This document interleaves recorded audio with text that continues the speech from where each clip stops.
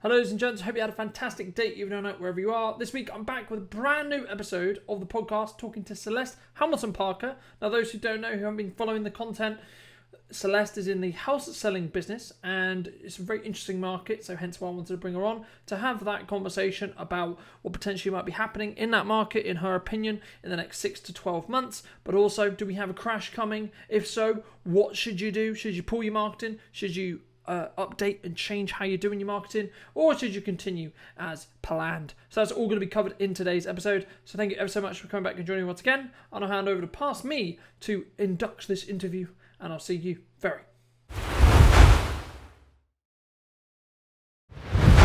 So hi, I'm Celeste Hamilton-Parker. I'm the business owner of Every Step of the Way Property Group based in Hampshire. I've been in the property industry since 1999 and I've been a business owner since 2010.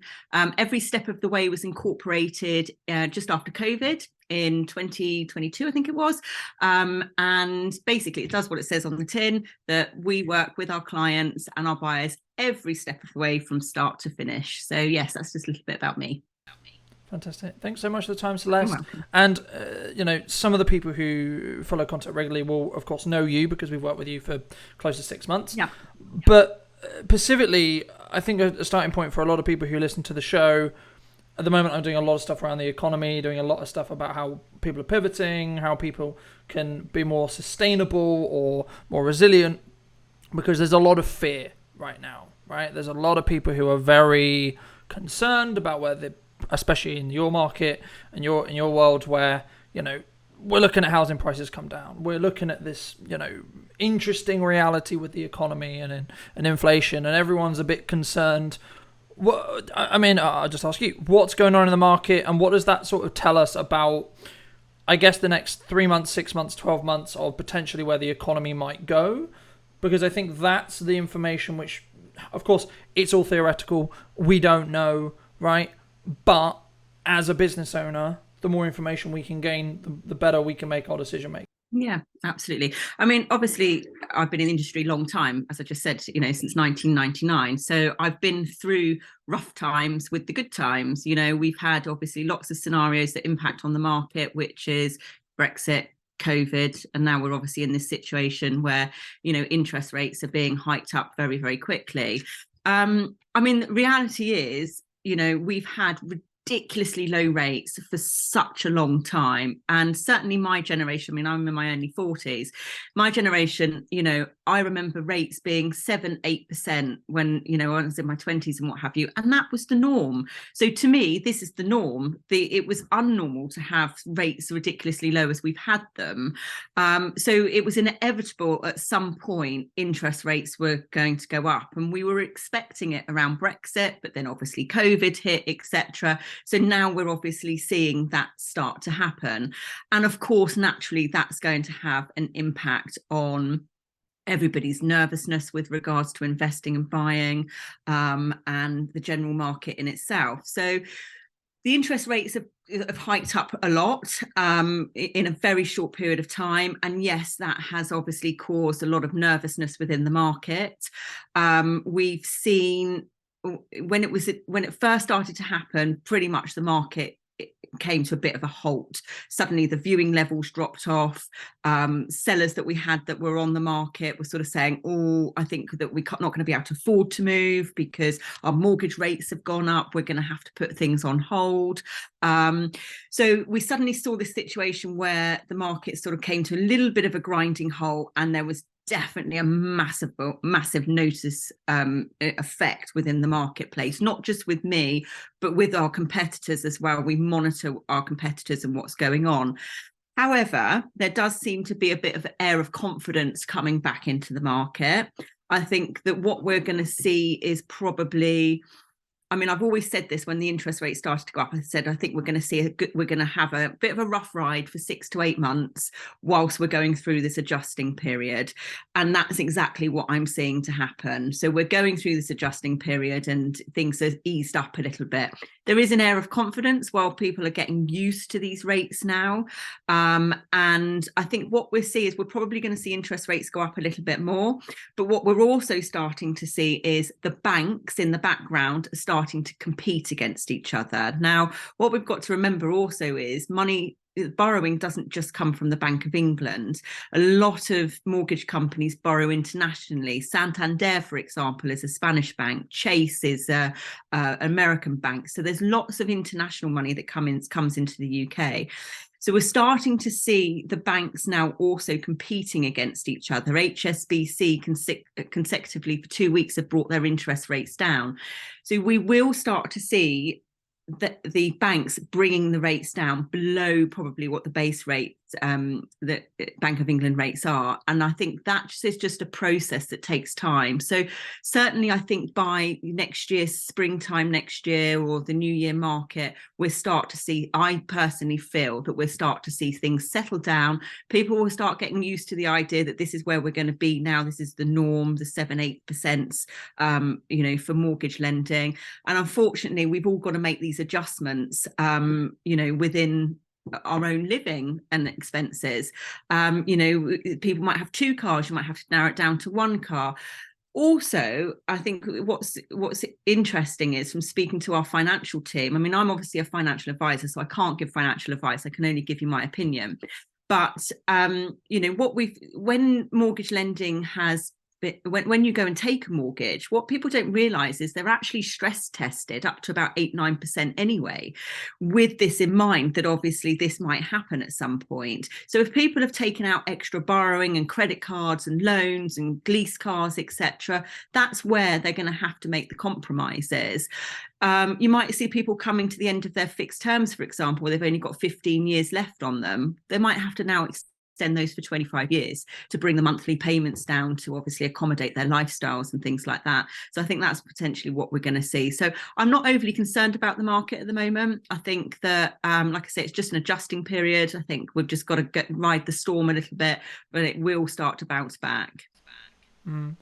I think it brings up an interesting point there, because obviously you talked about, the turbulent times we've come from, and now we seem to be in this brand new reality, right? Yeah. And for me, it was a very key example of there's no such thing as a perfect time, right? Because, even before Brexit, COVID, etc., people were saying, oh, there's concerns here and there's concerns there, and there's this issue and that issue and this issue. But for those people, that I speak to about, starting businesses and wanting to grow and wanting to adapt, you have to constantly pivot and you have to constantly reevaluate where you are, right? And it's not about saying you're not good at what you do and you're not, etc. There's a level of, you have to believe in what you do, sure. Yeah. But also there is a reality of, if the cash is there, the cash is there. If the cash isn't there, the cash isn't there. Yeah. Right? And I think sometimes people are very consistent in their ways of, well, I've done this for these years and I've done these number of holidays and I've done this, I've had this number of cars and I've had these perks, quote unquote. But also, are you willing to potentially, maybe you personally, live less lavishly? Just don't get a takeaway, or don't go out for that meal, or maybe cut down 1 holiday a year, so that you can maybe invest that money back into the business, so that you can gain some more content, or gain some more marketing, or gain some more advertising, or just have a pot of money, so that you're less concerned about, oh my god, where is my staff bills coming from, where's the rent coming from, where's etc. But that does open up a question, though, when people are investing, and it's a question that I kind of know the answer, but I also don't. That's why I like to ask my clients, why did you choose to do video specifically? Because I think there's a lot of fear in the market, a lot of concern around video is this kind of big, scary, there's a lot of people doing it, it's really interesting, it's a good idea, but sometimes the price tag can be quite significant, and it can scale up quite quickly in respect to production costs. Why did you choose specifically at the beginning? Because to give the audience some context, we started working together in January, and we've done multiple shoots of content to test what was working and seeing what was going on. But what made you kind of consider making that decision, or actually saying, actually we're going to use video as an asset? Do you know what? I think times have changed, and I think certainly within my industry, And it's the same with, I suppose, any business. People just get set in their ways of doing things, and sometimes don't sort of revamp or refresh their approach.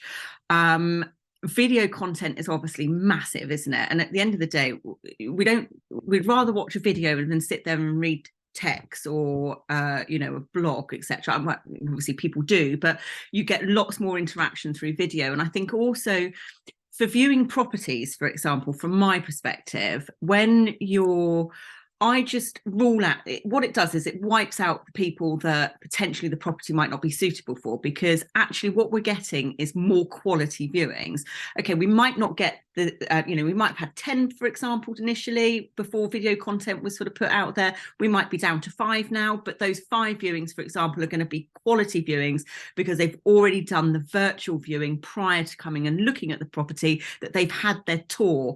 Of course, there's things that, when you go and look at a property, that the video sometimes think, oh, actually, this room's a bit better than I was expecting from what I saw on the video, etc. But they've already done the virtual tour before they get there. So it whittles out any waste of time for myself, for my clients, for the viewers, etc. And I think that photos are great, but photos can only show you so much, whereas with video content, it gives you sort of a little bit of a lifestyle feel. You just get to see so much more with it. And I think also it's nice doing the ones that we've done. So we do 2 different types of videos, don't we? We do what we call the sexy shots. We quite like that phrase, don't we? I accidentally sent one of the videos out to my client the other day, actually, which had the title "Sexy Shots" on it, and I forgot to change it. Luckily, I know my clients quite well, and they said, I think the title needs to be changed, Celeste. And I was like, oh my gosh, I'm so sorry. Actually, that's just between myself. I don't mean to alarm you, but but so we have what we call the sexy shots, which is the showcasing of the properties, the nice music and that sort of like it's sort of flow, if you like. And then we've got the presenter led ones, obviously done by me, where you've got to do the talking and stuff. Now, me as a business owner and doing video, and I'm sure so many people feel like this as well, standing in front of a camera and talking, you just suddenly, it doesn't become natural to you, because you're suddenly aware. I can stand in front of a client or a viewer and just talk like we are, but standing in front of a camera, suddenly your whole mannerisms change a little bit, and how you present yourself, and you've got to overcome that sort of fear, if you like, that you've got this camera in front of you, and try and get around that. But the more we do, the better it becomes. So we did a few, didn't we, where I think we did one, I can't remember what it was, in the New Forest, I think it was. And I just kept repeating myself all the time and saying the same words every time we went into the rooms.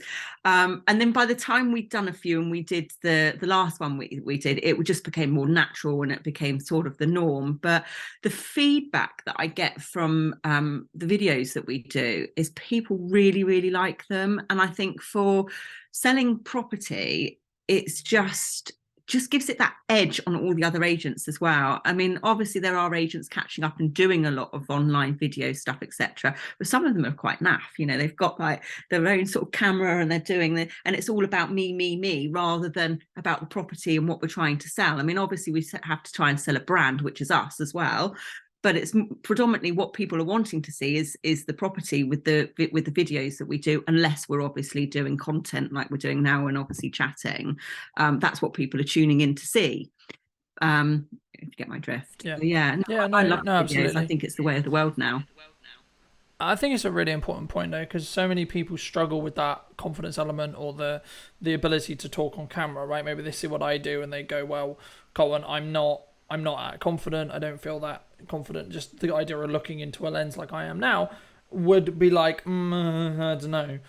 But as you say, it comes with practice. But also, I mean, because you did take it kind of naturally to an extent. I mean, I had to coach you a bit, and I still have to a little bit, but that's more to actually fine tune and get it to the great level more than a good level. Right? Because I think the good level has to come from you having the confidence and the belief in you being able to do it. But I guess, how was the coaching element from my side about, because I know because initially when we did, to give the audience some context, when we did the first house, we came up with the idea and then we didn't really know anything else. We were just like, okay, well, let's go and do it and see what happens. And that's where we had those like oh, and when we did the first edit round, we were like, oh, okay, well, you repeat yourself here. What were our thought process around that, etc. But how did either the editing process or the coaching process on set really help tune what we did from the first video that we did to then the second video? Well, look, because there is a drastic difference between the two. Well, look, at the end of the day, you're the professional. This is what you do. So prior to obviously us doing the video content together, we were, doing stuff in-house, which, to be fair, some of our videos, in my opinion, I thought came out pretty good, considering we're a little bit like amateurs at it, if you like. We're using our iPhones, we've got the gimbal, we've got the little mic, we're using Splice, to put it all together. But, they come out okay, but they're not as, as I say, this is not what I'm an estate agent. I'm not a photographer. I'm not a film editor.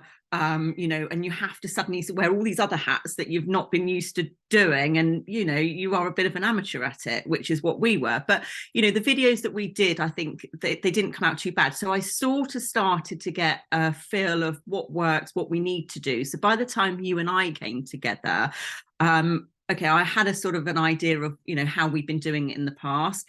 You obviously then looked at tweaking certain elements of that. Look, I think this works better. We need to do this. And also, some of the shots and things that you can do with professional cameras, the scale, the sort of I don't know what you call it, because obviously I'm not a film producer, but when you go in and you do something like the swooping in and then you swoop out with the cameras, and also when we're doing the aerial shots as well, and then you're zooming down onto the properties, it just makes so much difference to invest that extra bit of money to get the marketing material right and the video. One, you're getting the engagement of people watching them, but also, when for me as a business owner, if I'm selling a property, when people are perusing and going through Rightmove or On the Market or Zoopla or whatever, they might put in their postcode and you've got 20 properties. You've got to stand out from the crowd and just have that edge and be that bit different. If we've got good slick videos on there, people are going to watch those. But some of them, when you look at, it's the same with even not just video content, for example, when you look at some agents, when they put their listings on and they do the photos themselves and they catch themselves in the mirror and the photos are all blurry and why would you just not invest and have professional photography done? It's catching that first impression, isn't it, of the property, and video does that. And I think by just doing it professionally like we've been doing and having somebody with your expertise and the different cameras that you've got to get all the different angles and the aerial shots, etc., to put it all together, just makes it work. And it makes it like watching TV, isn't it? Actual program, rather than it not cut properly or edited properly, and it's just you can just see the difference. I think there's a really important point there, though, that kind of comes back to why would you bring in a professional in general, right? And it's about their expertise, it's about their knowledge, it's about actually streamlining. You could learn everything that I can do from an editing point of view, from a camera point of view. You could buy a bigger gimbal, you could buy a camera, you could buy lenses, you could work out how to do it. You could get Jess or etc. or whoever you're working with at the time to do it for you. But there's going to be bumps in the road. There's going to be difficulties, etc. And it's not just about that. I mean, obviously, that is very important. What you're saying, we could do it all, but there's only so. I'm an estate agent, so my best qualities are speaking to clients, being at the forefront of the business, doing the sales stuff, hitting the phones. If I'm spending hours trying to put together a video, that's potentially a day out of the life of my business, of generating business. So the video content is crucial, obviously, to generate the business, but at the same time, my expertise and my qualities aren't in that. My qualities of what I've been doing for the last 24 years, which is property sales. So why would I want to waste a whole day or more trying to put together a video that's not going to be sleek and professional, when my time's better utilized in making the money in the areas that I'm professional in, and just putting the investment into somebody to do the video content, for example? It's like, when you have staff in the office, you pay for staff for various areas of the business to do because they're best suited. I have an accountant that does my books and stuff, etc., because actually I could do it on my software and things like that, but that's a professional. You pay them for a reason, because that's what they professionally do. They do it day in, day out. Why would I do it and mess it up and do something? Why? Exactly the same with video content and all the other things, isn't it? You have your areas of expertise, don't you? Yeah, I think that's a really important point to mention though, because I get this coaching clients. I get this a lot when I talk to new business owners, which is about this concept of, okay, yes, it costs money, but what can you make more money, or is that a better investment of energy, time, resources, money, etc., to get that done? Because it will actually potentially, does it save you time in the long run? Yeah. Right. I would argue getting an accountant, getting a professional of anything, not just video, but anything, someone who is a professional at it, will save you time in the short term, mid term, and long term, which in turn means you can actually do more of what you're professional at, which in theory means you'll make more money. Yeah. Right now, there's a lot of a lot of caveats and a lot of things we can go into that when it comes to actually running a business. Monitoring cash flow, understanding how to market, why to market, etc. It's about streamlining your business, isn't it, at the end of the day? And don't get me wrong, in my years of being in business myself, I've made loads of mistakes along the way, and there's things that I look back on and think, God, that was a waste of money. Why did I do that? But you have to do these things, don't you, to learn along the way of what works, what doesn't work, where's my money best invested. Yes, in my career I've learned that professional photography is definitely an investment. Having nice glossy brochures is definitely an investment, rather than printing them out in house.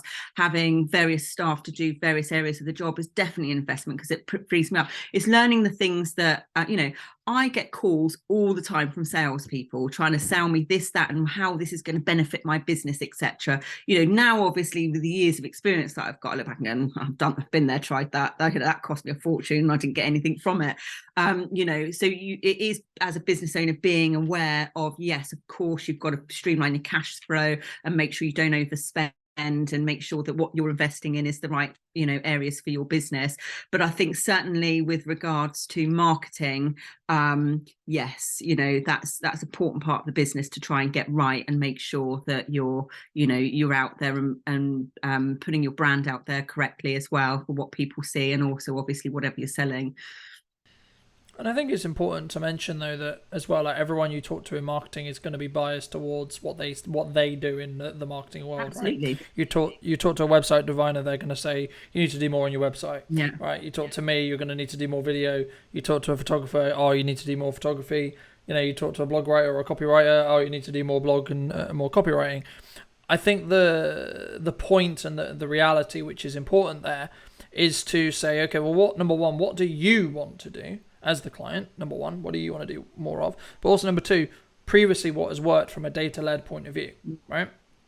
You gave an example, earlier about, maybe your inquiries have gone down, but actually we're vetting those inquiries by having that extra step of having those videos and that virtual tour. So someone who's gone, maybe this house is for me, maybe this property is lovely, but actually I watch the video and go, well, no, because it's got X or Y. Because right? it's about wasting time, isn't it? This is the thing. And, time's precious and time's money at the end of the day. For me to send Jess out, for example, or for me to go out on an appointment, it's the travelling time there. It's my client's time in getting the property ready, and we go out. If they haven't sort of done their investigations on the property prior, and we get there, I've had scenarios, for example, in the past where I've gone and walked in the front door and they've gone, oh no, this isn't what I thought it was, it's not for me. And I've gone all the way to the property, literally not even got through the front door, and they've turned around and said, oh no, I don't want to view it.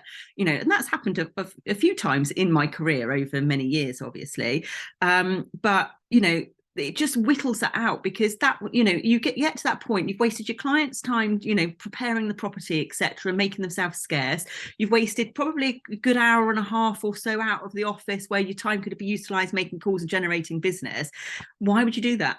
It's so it does save on all of those sorts of things. Absolutely. I mean, it does open up an interesting question though, which is, to an extent, because we alluded to it a little bit earlier, where things might be a little bit bumpy for the next 6 to 8 months, maybe a year. is a crash coming? Do you think? I don't think so. I think we've certainly certainly at the moment the market is price sensitive. There's no doubt about that. What we've got at the moment is we've got really the people that are selling are really motivated buyers and sellers that want to move or need to move, and at the end of the day, when you're buying a home, it's your home. So you're not just buying it for investment, you're buying it because it's going to be your home. So naturally, if the market dips a little bit and obviously comes down, it's, bricks and mortar, it's going to go up again at some point. It's a long-term investment. So there's always that obviously element. Crash wise, I don't see that we're going to have a crash. I think the property prices, like I say, have come down a little bit. The market is definitely a bit more price sensitive at the moment. But that always tends to happen when, you get these sort of circumstances, not just with interest rate rises, in the past, for example, when we've had the whole Brexit thing and all that sort of stuff, everything, starts to sort of adjust slightly.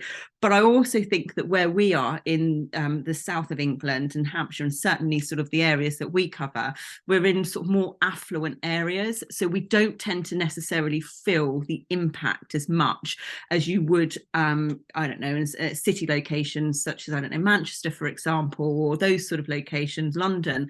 They might feel it harder than we do, because obviously the areas that we're in. So we don't, like I say, we don't tend to get hit as hard as other parts of the UK. I mean, there's areas when you look at the statistics on the maps and stuff where property prices have gone up, 0.25%, etc., when in other parts of the country where they've come down.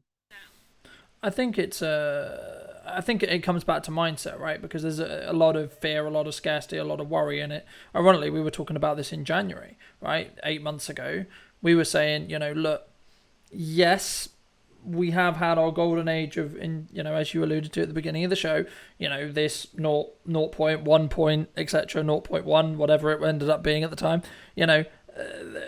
basically it was free money, right? But where there wasn't really much cost to actually borrowing. But the problem with my generation has been for a very long time is that's all we've known. Yeah, we've come with this level of entitlement to go, well, I had it, so why can't I have it now? I don't understand why it's now gone up, right? I mean, there's other generations, for example, that obviously I've just talked about my generation, but I go out to clients and they say, oh, wow, I remember when it went up like 18 to 19%. Okay, yeah, property prices were a lot lower then, etc. But it's all relevant because wages were a lot lower then as well, etc. So, we've been in these situations. It happens. I think there's a cycle, isn't there, of every sort of so many years where it happens and then we go back into, so the market's always going to be up and down. But I think that it's how you work that for you, isn't it, really? If you're buying a property, you're looking at it as a long-term investment. What can you afford monthly? You then tailor your mortgage to suit your needs at that time. So whether that's you extend it to a 35-year mortgage to bring your monthly payments down or whatever it may be, so everybody's circumstances are different and you tailor it around what works for you at the end of the day, don't you? Yeah, of course. I think that does bring up as I've alluded to previously, it brings up a point though, because people have asked me like, what do you do when things get hard? Well, what did you do when things were good? The same thing. Yeah. Right? You just keep going, right? The option of, oh, I'm going to sit here because things are more challenging or more difficult, right? Actually, arguably, you should be doubling down on what you know works, right? Like, if, for example, you're a video production company and because it's what you sell, video works, you should be creating more video, no?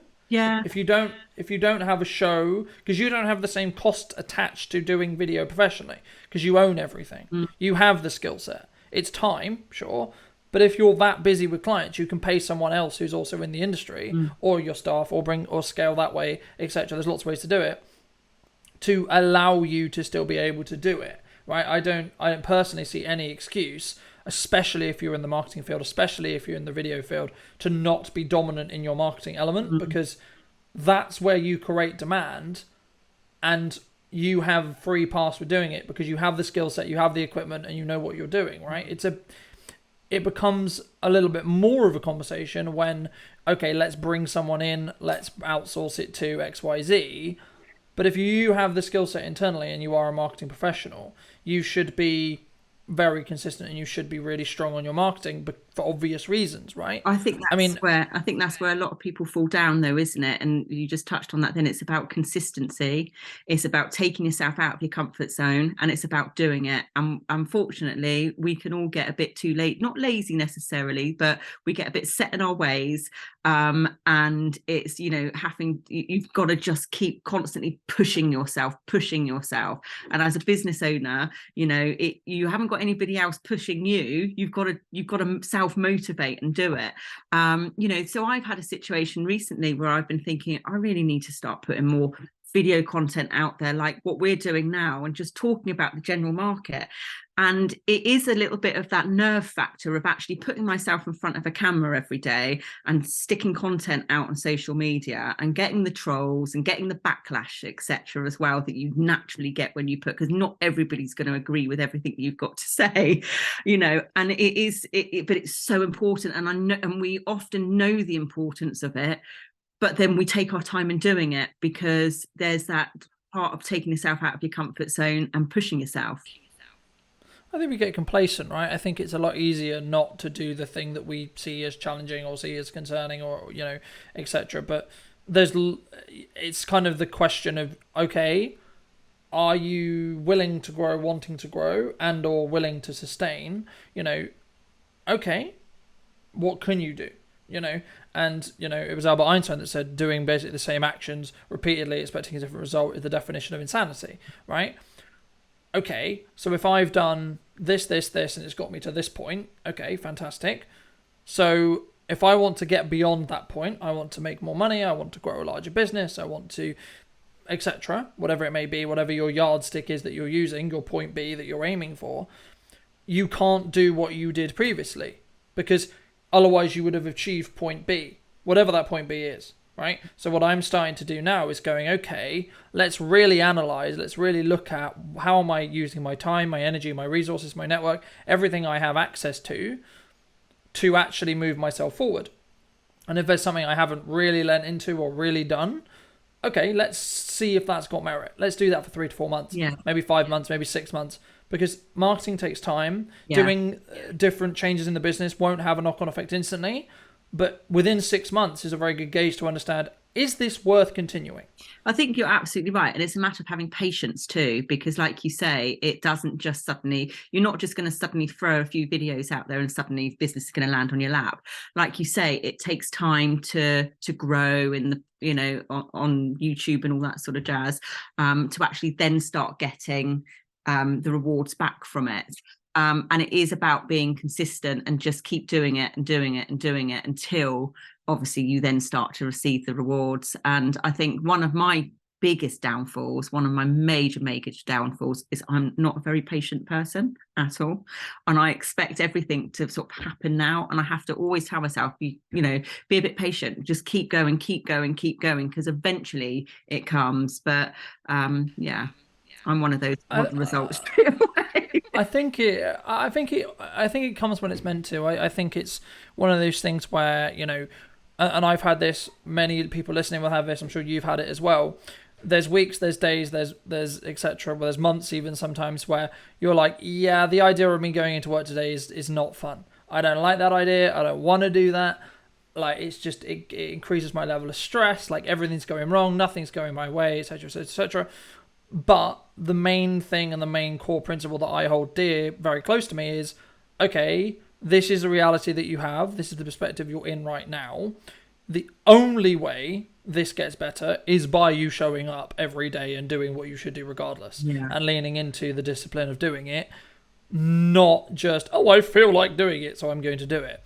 And that's, I think, the difference between a professional and someone who's willing to take the sacrifice now, or willing to do what's necessary now to mean that you're here in 3 years, for example, when the economy gets good. Because just quickly alluding to what we described earlier, the economy goes in 10-year to 20-year cycles, depending on what studies and what history you read. This is not anything new, right? It might be scary for my generation. It might be scary for a newer generation that's coming up, because we haven't had a cycle like this yet. We haven't gone through, the economy's got really difficult. We haven't had that difficulty element yet. We've only had the other element, which is where everything's good and money's easy and so on and so on. But it does change. It will recover. It will establish, and it will stabilize itself eventually, right? The question only that people are asking at the moment is that next week, is that next month, or is that next year? Yeah. Right? I think it's a point of view which a lot of people, and I always recommend to clients when I coach them, is lean into perspective, right? Like, actually, are you fine right now? Right? Maybe you're not where you want to be, sure, but are you actually fine? Is there stuff you can be grateful for? Is there stuff you still can be doing? Yeah. And if you're fortunate enough where maybe, for whatever reason, work is slowing down, okay, how can you leverage the time you've now been given? Because previously you were complaining about, oh my God, I've got all this stuff to do and I've got no time to do this and I can't possibly do video and I can't possibly do marketing, I can't possibly do the new website, I can't possibly do the email thing, whatever the new shiny thing is that you want to do. But you were saying you didn't have time a minute ago, you've just been given a load of time. Yeah. And this is something we saw in COVID, which was, okay, so it wasn't time then, was it? No. Because we were all handed this massive chunk of time. Yeah. And how we used it changed, right? Yeah, absolutely. I think also, like you say, it's making use, there's days where I suppose all of us get to points where we think, oh, I can't do this anymore. I'm doing this, I'm doing that, and I'm not seeing the results, etc. And it's having to sort of dust yourself off and just keep going because eventually it does come back. And like you say, for example, the property market is still moving, etc., but things have naturally just slowed down a little bit. There's not the masses, but quite right in what you've just said. I've got lists of things that I've been meaning to catch up on, like mopping up on my website, re-looking at all of our marketing material, sorting out my back-end CRM system, for example, and all our generic letters and stuff that go out and having mop up on those. I don't usually have the time to do any of that. So I've got a bit of extra time. Yeah, let's do that. Let's make sure that, I'm ahead of my accounting that needs to go in and things because I've mopped up on my software, and then suddenly you start to feel that sort of relief, if you like, that you're on top of everything. So you then work a little bit smarter and better in the front end of the business and things because you haven't got anything bogging you down going, I really need to do that, I haven't got that done, my list is growing really big, I've got all these things hanging over me that I can't get done because I haven't got enough time. It is about utilizing it, isn't it, a lot better. And also from what I found anyway, like the big changes in systems or the big changes in processes that we've had personally as a company for the last 6 months have come from me sat here going, right, so everything's with clients. What do I do now? Yeah. Because when you're in revision stages and you're waiting to hear back from clients on videos, in theory, if that's the only thing you're doing, there is nothing else you can productively do. That's not technically true, but in a world where that's your mindset, there is nothing else you can technically do. There's always stuff you can do. Yeah. Scripting a video, creating new revenue streams, developing new things, as we've already alluded to. But I think that's the important point, because if you don't give yourself that business development time to work on the business instead of in it, you won't be able to develop and change and adapt. We saw it with the rise of ChatGPT, right? There's a very large amount of people who tried it. There's not a large amount of people who actually added it into what they were doing and now use it as a tool every day, right? I now use ChatGPT for multiple things. So do I. Daily. I do. Right?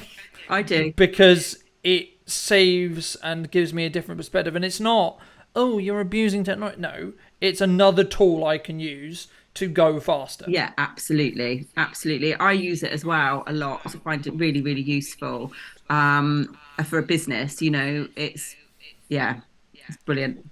I think a lot of people might not agree with me, but I think it's fantastic. It just streamlines everything. I mean, obviously it's not always, you have to adapt things on it, etc. It's not always correct in how your style and what you do and things like that, but it's a good basis to streamline and get things done quicker, time saver. It's like anything, it's a tool, right? It's not the perfect fix all solution to the problem. It's okay, this has moved it from point 1 to point 6. I need to move it from point 6 to point 10. Fantastic, right? But it saved me those other points. So something that could take me 20 minutes, half an hour, now takes me 10 minutes, right? I've gained that time. And when that's consistently happening, that's hours, days across a year, And they're those micro improvements. They're those 1% improvements that you can do. Before I didn't really have the opportunity to build a YouTube channel, or at least attempt to build a YouTube channel, because I didn't have the time. Yeah. Right. But now I've done these saving things, and actually, worst case scenario, I create more powerful content to market the business, which actually has a genuine return on investment of time because it generates me more work that pays. Yeah. Okay, great. Best case scenario, I build a YouTube channel around doing that as well. Yeah. Which then in turn means it's another revenue stream. Yeah. And potentially another way of clients finding me. I've had videos and podcasts and conversations that I've had years ago, that I get phone calls about today. I get emails about today. Yeah. Because and this is what we were alluding to about the YouTube is the long game. This conversation, when it initially goes out, may not get the views that we would both want it to. Yeah. Okay, but all it takes is me to SEO it right, leave it there for 6 months, and then suddenly we're in a very different ball game. Organically grows, doesn't it? And I think, like what you said a moment ago as well, it's another tool, and it's working out what tools you like to use for you. I mean, for example, social media platforms, there's some that I use, some that I don't.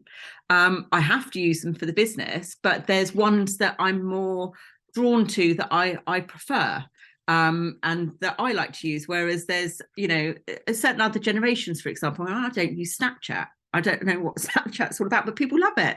My son uses Snapchat, etc., all the time. There's, I'm more of an Instagram and Facebook person, whereas you tell me TikTok's the way to go, Celeste. TikTok's the way to go, and I just can't. I try and use TikTok, but I'm so not used to it. I have to, so we're all different, aren't we, in the things that we like to use. For example, Canva. I like using Canva on certain things for marketing, etc. And I had a client say to me, "Oh, we're using Canva for." There's, but that's what I like. So we all streamline certain tools, etc., for our business to what suits us and what we like to work with.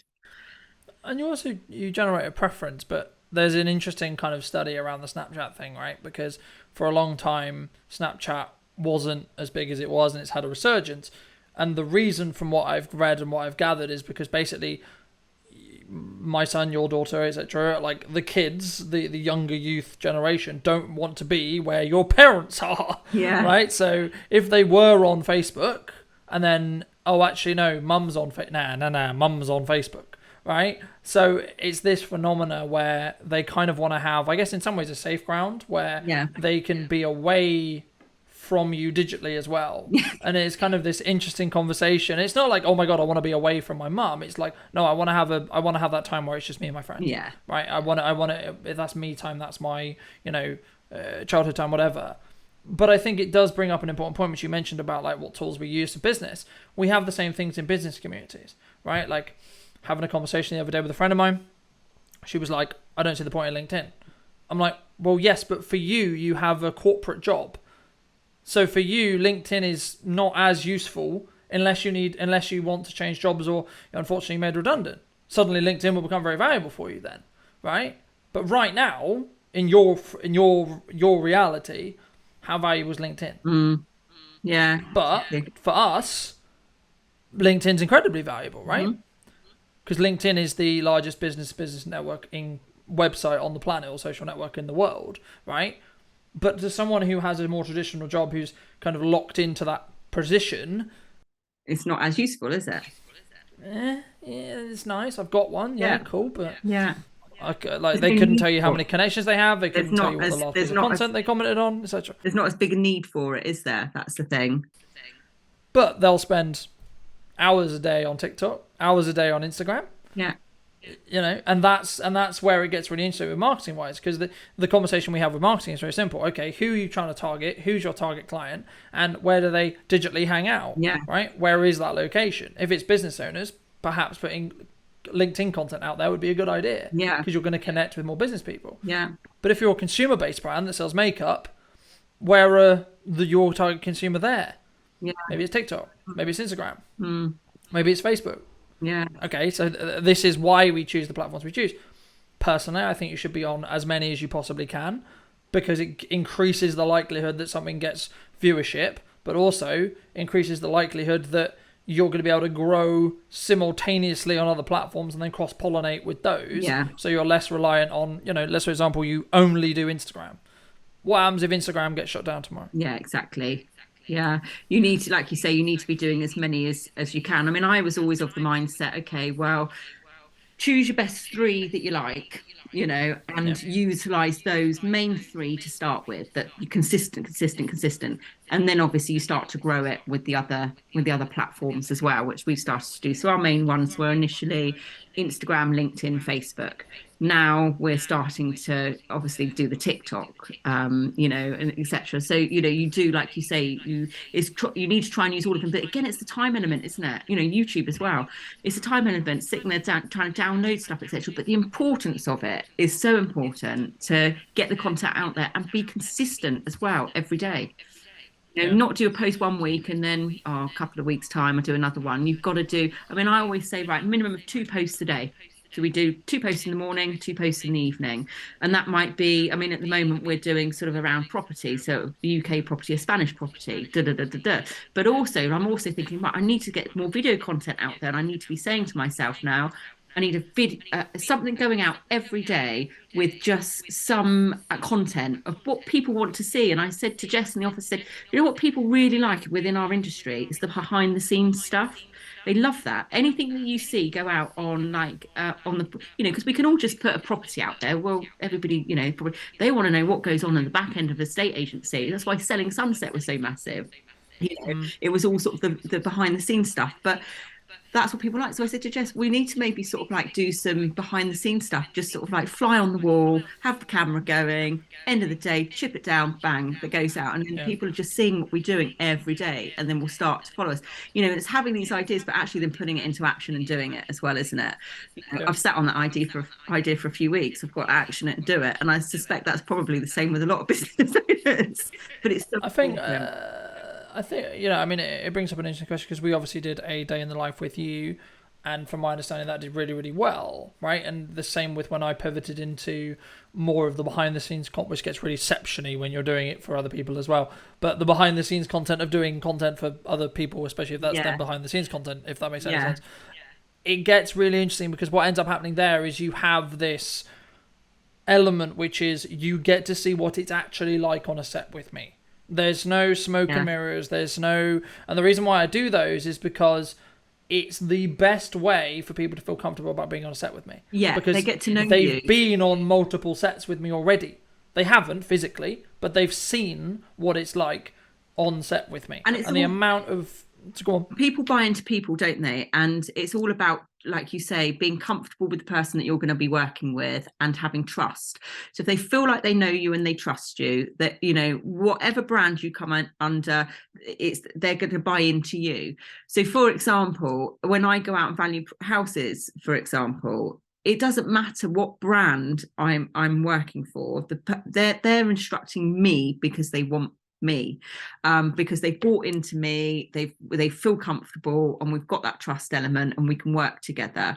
And I absolutely agree with you. I think the behind the scenes stuff, and certainly the content that I've seen you doing with some of the behind the scenes stuff when you've been filming with me, etc., I think it's really, and also for them to see how it all works and comes together, because it's all very well sort of throwing a video out there with it's all lovely and glossy and sexy shots and all that sort of thing. How do you put that together? What's the mechanism to make that work? And from what you're putting out there at the moment, it's nice that, I mean, I've seen it because I've worked with you, so I know what goes on, but to actually other people don't, so to actually be able to see that and see how that all comes together, I think it's really, really good to see, and that's what people want to see, I think, personally.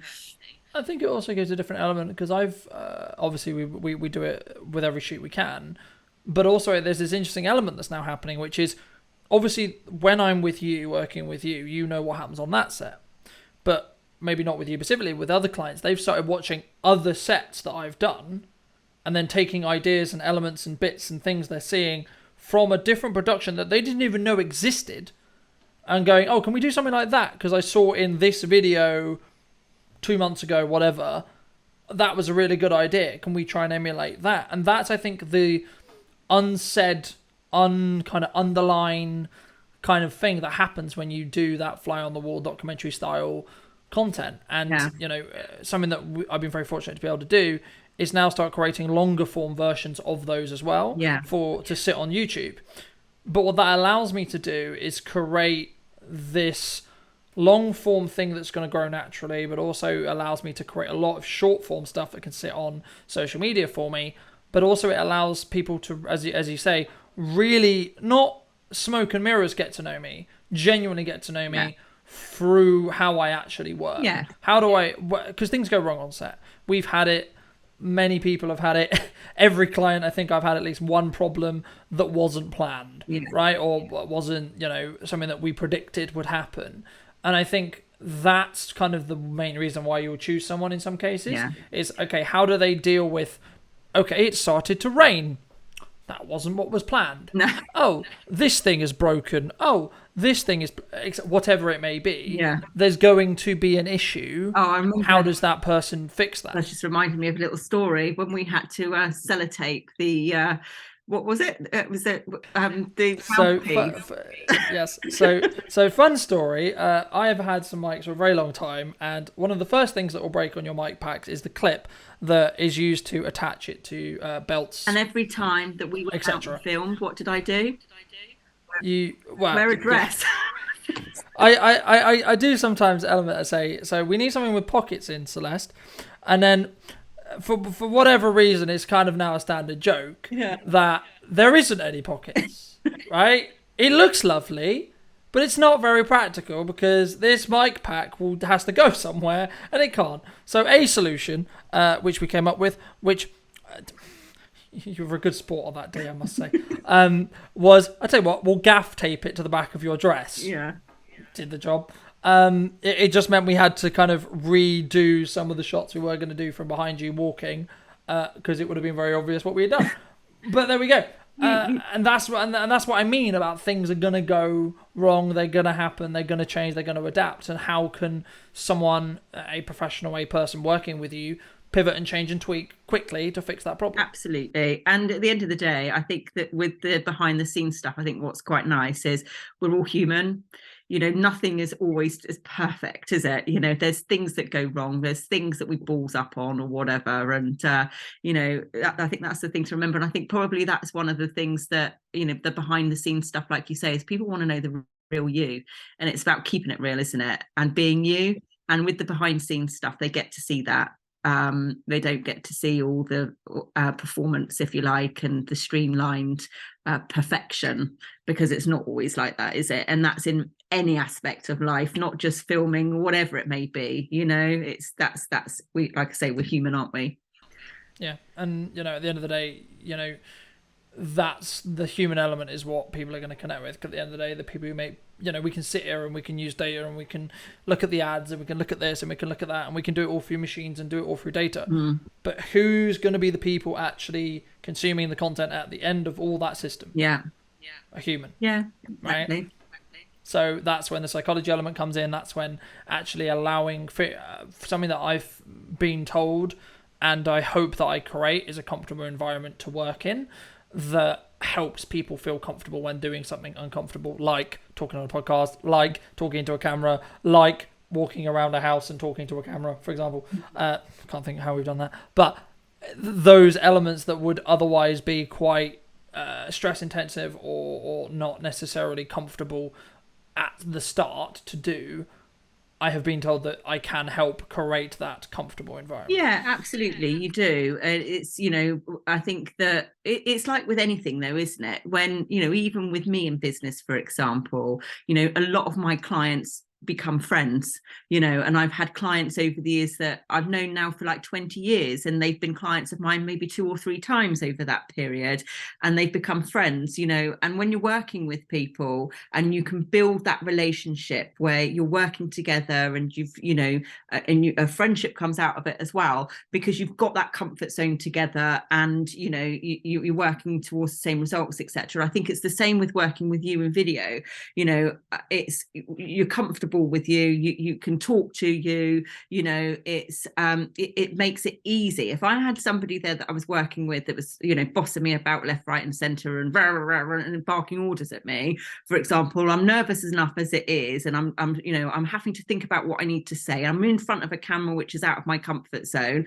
It makes the whole thing, like you say, more stressful, where you're going to make mistakes, you know, going to you know, balls up on your words and all that sort of stuff. If you're comfortable with the person that you're working with, it makes the whole process easier. And that's the same not just with working with you and video content, etc. That's the same within my business. If clients are comfortable working with me, it makes the whole thing easier, and I'm comfortable with them too. I mean, I've had, for example, I've been out on a couple of valuations over the years. There was one not that long ago, and I came back to the op and I said, there's no way I can work with that person.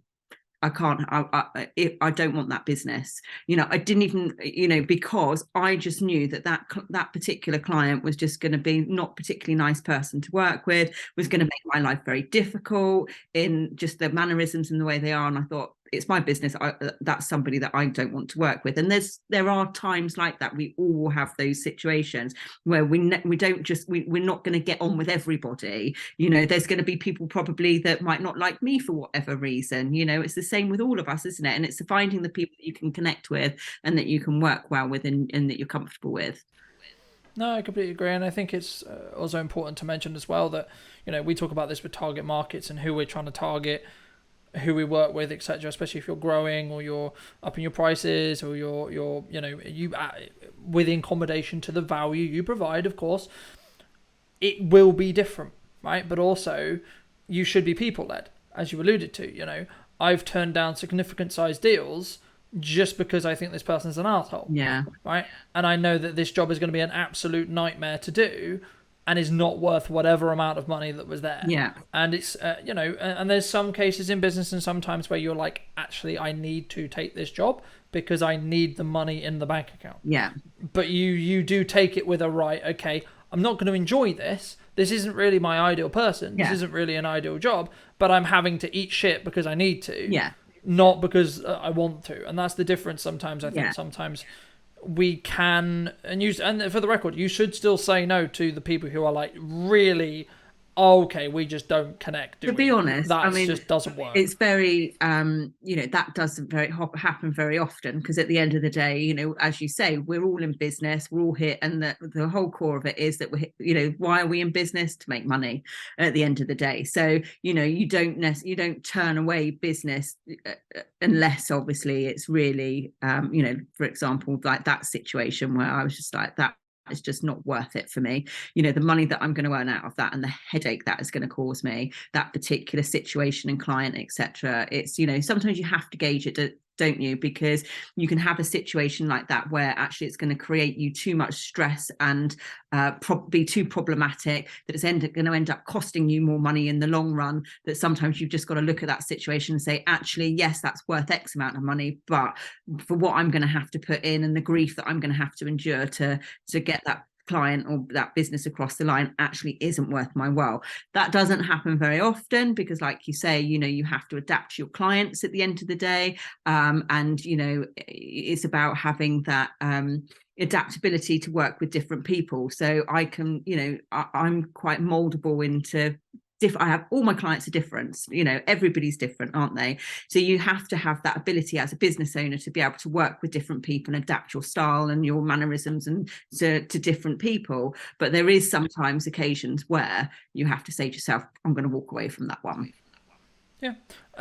You know, that doesn't make you immune to mistakes. That doesn't make you immune to getting it wrong sometimes, right? That's cool. But part of that, in my opinion at least, is part of that relationship building process. Yeah. It gives you some wiggle room to be like, look, actually, I made a mistake here, right? Actually, it was a misplay, it was a miscall, whatever.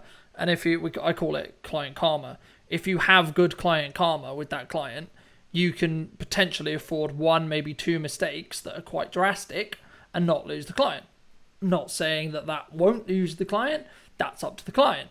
But you gain that clarity, you gain that kind of like understanding of like, actually, yeah, you are human and actually things can go wrong.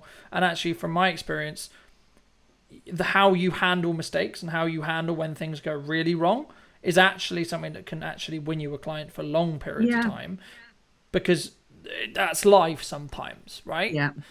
You can either sit here and point, oh, well, it was Celeste's fault that this went wrong, or take accountability and say, actually, how did I not help this situation? How did I not brief correctly? Is there a process missing? Like, what can we do to make sure this doesn't happen in the way it happened again, and or make a more streamlined process that makes life easier for everyone. Yeah. And then at the end of the day, creates a better product that everyone can be happy with and everyone can be proud of.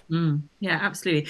And the thing, like I said to you earlier, we all make mistakes. I've made so many mistakes in business along the way that I wouldn't do again, but we learn from them, don't we? And, throughout our growing as adults and in the world, etc., we have to, if everything was perfect all the time, then we wouldn't be where we are now. We have to make the mistakes in order to learn, don't we? And there are going to be situations sometimes where, you're with a client and what have you, and you have made a mistake, and it's about putting your hands up to that and saying, look, I ballsed up. This is what I'm going to do to rectify the situation. I'm sorry, and owning up to that and taking responsibility for that. I suppose there's some people out there that actually don't do that, I suspect. But yeah, it's about keeping it real, isn't it, at the end of the day? Yeah, 100%. And I don't think it's just a business, right? I think in life in general, we are just in a set of realities where we go through making decisions and then we get feedback upon those decisions. Yeah. Right? Which is, oh, okay, I didn't really expect that feedback. Okay, maybe we won't do that again. Yeah. And I think that's the point of growth. That's why we grow. Absolutely. But you can tell a lot about someone how they react to that mistake. Yeah. Do they instantly is their instant reaction to, shit, I fucked up here, and this is how I'm going to make it, remedy it, take 100% accountability for where that mistake went wrong? Or go, well, it was raining, or, oh, well, it was this and this and this and this and this. And they then like drag it out and they try and wiggle their way and squeeze their way out of it, instead of being like, look, I fucked up, but this is what I'm going to do to remedy it. Cool, this is what we can do, this is what I'm not willing to do, this is what I am willing to do, etc. moving forward. But I'm aware of time, so I think let's wrap up soon. But for those people who really enjoyed this conversation, who may want to see some of the content we've done, content you've done, etc., where's best to reach out, where's best to have that conversation, or maybe, never know, might have a property to sell or buy. Yeah. Exactly. Where can people reach out to you? Where can people reach out to me? Again, like probably pretty much you anywhere. As in, like, we're all on social media, so we monitor everything. Facebook, Instagram, LinkedIn, TikTok, website, email, telephone, messenger,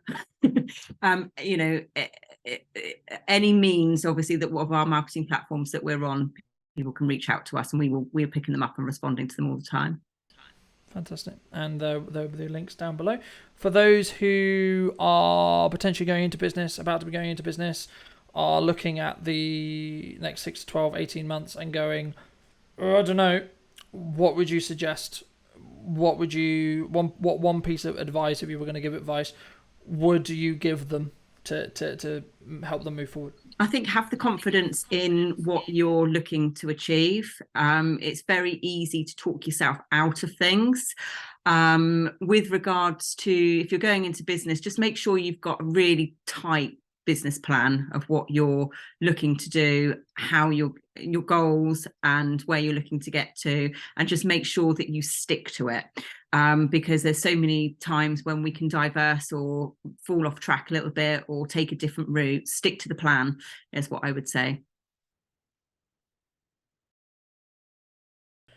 Thank you for coming back and joining me, ladies and gents. I hope you took value from this episode. If you did, I'd love to hear what you think in the comment section down below.